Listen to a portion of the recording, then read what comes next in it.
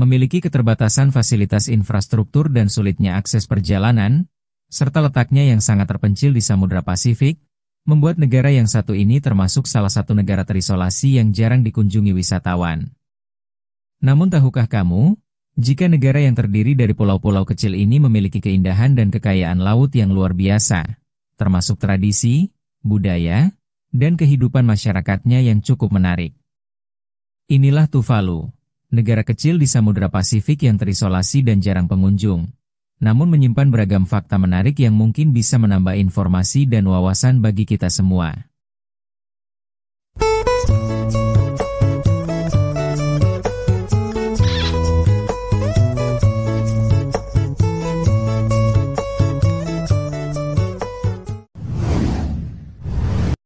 Sebelumnya dikenal sebagai Kepulauan Ellis, Tuvalu adalah sebuah negara kepulauan di Samudra Pasifik Selatan, yang terdiri dari 6 atol karang dan 3 pulau dengan luas total daratan hanya sekitar 26 km persegi, menjadikannya sebagai negara kepulauan terkecil keempat di dunia setelah Nauru, Monaco, dan Vatikan.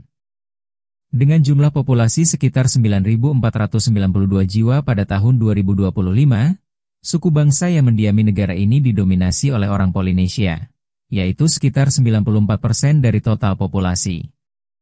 Selain orang Polinesia, sekitar 6% dari penduduk Tuvalu adalah orang Mikronesia yang berasal dari Kepulauan Gilbert, yang saat ini kita kenal sebagai negara Kiribati.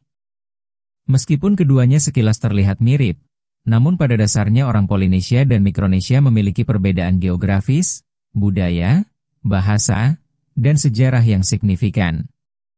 Suku asli Polinesia menggunakan rumpun bahasa Polinesia, seperti bahasa Hawaii, Maori, Samoa, Tonga, dan Tuvalu. Sementara suku asli Mikronesia menggunakan rumpun bahasa Mikronesia, seperti bahasa Nauru, Sama, dan Chamorro. Namun di sini mereka berkomunikasi menggunakan bahasa Inggris dan bahasa Tuvalu, yang merupakan bahasa resmi sehari-hari di negara ini. Negara yang merdeka dari Inggris pada Oktober 1978 ini berbentuk monarki konstitusional, di mana kabinetnya terdiri dari Perdana Menteri serta beberapa menteri yang dipilih oleh mayoritas anggota parlemen unikameral, yang hanya beranggotakan 16 orang. Uniknya lagi, negara ini tidak mengenal partai politik. Mereka hanya menganut sistem politik demokrasi non-partisan de facto berdasarkan aliansi pribadi, dan loyalis yang berasal dari hubungan keluarga atau klan. Kristen merupakan agama mayoritas di pulau ini dengan sekitar 86% dari total penduduknya adalah penganut gereja Tuvalu. Sementara 14% sisanya adalah Islam dan Bahai, serta penganut kepercayaan lokal yang diwariskan secara turun-temurun. Hanya ada satu masjid di pulau ini, yaitu Masjid Tuvalu, yang dibangun pada tahun 1985 dan terletak di ibu kota negara. Untuk mata uang, Tuvalu menggunakan dolar Australia yang telah berlaku sejak tahun 1966, dengan nilai tukar saat ini 1 dolar Australia setara dengan sekitar Rp10.600. Dijuluki oleh wisatawan sebagai salah satu permata tersembunyi di Samudra Pasifik, Tuvalu menawarkan keindahan alam yang mempesona dengan hamparan laut luas yang menakjubkan, serta pantai berpasir putih dengan pohon kelapa yang menyejukkan. Aktivitas menyelam di sini memungkinkan kamu untuk menyaksikan indahnya kehidupan bawah laut Tuvalu, dan terumbu karang yang masih alami dengan berbagai jenis ikan tropis yang beraneka ragam. Selain itu, Tuvalu juga dikenal dengan masyarakatnya yang ramah, dan kaya akan tradisi serta adat istiadat yang masih terjaga hingga saat ini. Salah satu perayaan terbesar di Tuvalu adalah Hari Panen Nuku'fea'tu. Festival ini merupakan perayaan penting yang menampilkan budaya dan tradisi Tuvalu, dengan berbagai macam pagelaran seni berupa musik dan tarian tradisional serta pameran kerajinan tangan.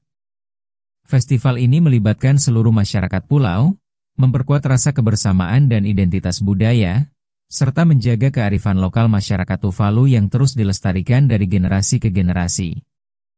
Makanan khas Tuvalu kebanyakan didominasi oleh bahan-bahan lokal seperti pulaka, kelapa, pisang dan sukun. Pulaka atau keladi rawa adalah sejenis umbi-umbian mirip talas, yang merupakan makanan pokok masyarakat di Tuvalu.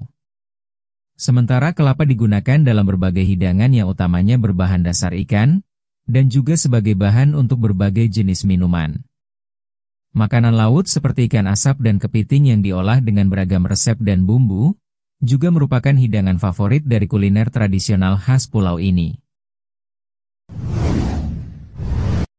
Di balik kekayaan budaya dan keindahan alamnya, Tuvalu sebenarnya sedang menghadapi berbagai tantangan. Terbatasnya fasilitas infrastruktur dan sulitnya akses perjalanan serta letaknya yang terpencil di Samudra Pasifik, menjadikan Tuvalu seakan terisolasi dan hanya sedikit wisatawan yang datang berkunjung. Hanya ada satu bandara di pulau ini, yaitu Bandar Udara Internasional Funafuti, yang terletak di bagian pulau bernama Fonga Vale. Bandara ini hanya melayani jadwal penerbangan 2 kali seminggu dari negara Fiji, atau sekali seminggu melalui negara Kiribati. Tidak ada gedung-gedung tinggi, pasar besar modern, ATM atau layanan kartu kredit, maupun hotel mewah dengan standar internasional di pulau ini. Namun masih banyak toko-toko sederhana yang menjual berbagai kebutuhan, dan swalayan yang menyediakan barang-barang yang lebih lengkap. Hotel dengan fasilitas yang cukup baik sebagian besar berada di Funafuti, sebuah atol di Tuvalu yang menjadi ibu kota negara ini. Perekonomian Tuvalu hanya didominasi oleh sektor publik, lisensi penangkapan ikan, pemasaran nama domain internet, dan bantuan asing. Hampir satu-satunya pekerjaan di pulau ini yang memberikan upah atau gaji tetap untuk penduduknya adalah bekerja di pemerintahan. Sementara sebagian besar lainnya adalah nelayan yang mengandalkan perikanan secara tradisional sebagai ekonomi utama. Sedangkan pemasukan dari sektor pertanian tidak terlalu menjanjikan. Hanya sedikit warga Tuvalu yang mengandalkan hidup dari pertanian ini, dan itu pun dalam skala kecil. Hal ini disebabkan keterbatasan lahan dan kondisi tanah di Tuvalu yang kurang baik, dengan tingkat keasinan yang tinggi serta intensitas banjir yang kerap terjadi, yang membuat sektor pertanian menjadi sulit berkembang. Kondisi ini memaksa pemerintah untuk mengimpor lebih banyak kebutuhan pokok dan bahan makanan lain dari luar, untuk memenuhi kebutuhan warganya. Selain keterbatasan makanan, penduduk Tuvalu juga memiliki akses terbatas terhadap air bersih, di mana air minum semakin langka dan terkadang harus diimpor. Mereka sepenuhnya hanya mengandalkan air bersih dari simpanan air hujan untuk memenuhi kebutuhan sehari-hari. Penduduk Tuvalu memiliki kebiasaan mengkonsumsi makanan impor seperti daging kaleng dan produk olahan, dan seakan telah menjadi budaya turun-temurun bagi masyarakat di pulau ini. Sehingga tidak heran jika negara yang satu ini juga dijuluki sebagai salah satu negara tergemuk, dengan tingkat rata-rata obesitas penduduknya sekitar 57,7% dan menjadi yang tertinggi ke-7 di dunia menurut data dari Truth About Weight. Meski PBB mengkategorikan Tuvalu sebagai salah satu negara yang kurang berkembang, uniknya tingkat kemiskinan absolut di Tuvalu bisa dibilang cukup rendah, yaitu hanya sekitar 26% dari total penduduknya. Bahkan dengan nilai PDB per kapita sekitar $6.344 Amerika, lebih tinggi dari negara-negara kepulauan di sekitarnya, seperti Fiji, Kiribati, Samoa, dan Kepulauan Solomon. Uniknya lagi, tidak ada perbedaan atau kesenjangan yang signifikan antara orang kaya dan miskin di sini. Di Tuvalu, setiap pulau memiliki fasilitas pendidikan serta tenaga pengajar, meski jumlahnya tidak terlalu banyak. Sekolah juga diwajibkan bagi semua anak berusia 6 hingga 16 tahun tanpa dipungut biaya alias gratis. Bahkan beberapa siswa dikirim ke luar negeri untuk pendidikan lebih lanjut. Saat ini tercatat setidaknya ada sekitar 12 sekolah dasar dan 2 sekolah menengah di Tuvalu, termasuk 3 sekolah swasta.